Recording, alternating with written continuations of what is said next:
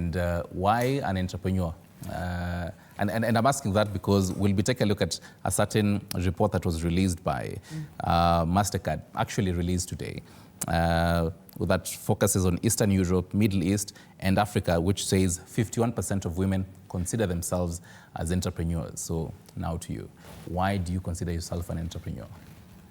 Yeah, for me, I think some people say entrepreneurs are born, others are made.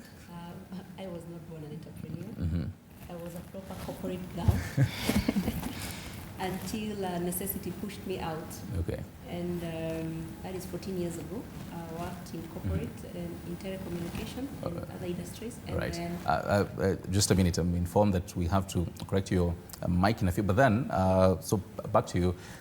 This particular report, so even as we now chime into this report, as I say, focusing on Eastern Europe, the Middle East, and Africa, and you realize some interesting patterns in these three areas.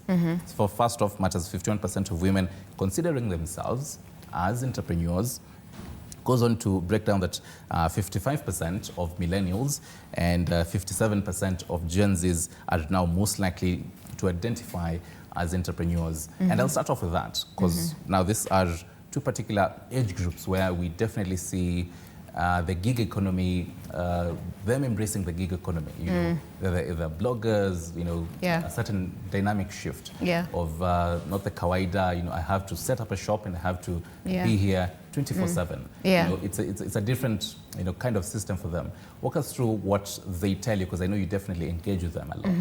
The millennials as well as the Gen Z, you know, young ladies out here. What do they tell you? What are their thoughts about businesses and entrepreneurship? First, it's been made easier by the digital economy. Okay. It's so much easier to set up shop, sell there. Some of them have never even had to meet some of their clients. You know, you have a beautiful shop which is in your house, but online looks like it's really big. You send your wares wherever, and they're making considerable tons of money. What they tell me, of course, is some of the times they want to scale, and they don't know how.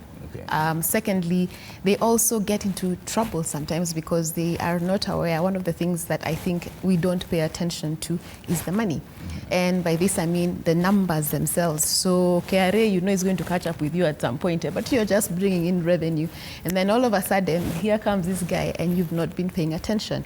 And that is not because they don't want to do the right thing. It's a lack of awareness, yeah? So they struggle with that. And by the time, I think even for me as an entrepreneur, I was discovering that the relationship with the revenue authority is actually a good one if you understand it. Yeah, but that took time, leaning into those conversations and really seeing that actually, I always say the Kenya Revenue Authority has really changed from what it was. And those are some of the things I think the young people grapple with, market access as well. Right. And but I think the time has left us where only the big players would have access to market. It's kind of been democratized by the accessibility to market at almost any level. Right. Yeah. Kiboto, now back to you. We have your sound. Still on what you're telling us, your whole journey. You're telling us that for you, it wasn't about being born from corporate girl. Yes, continue.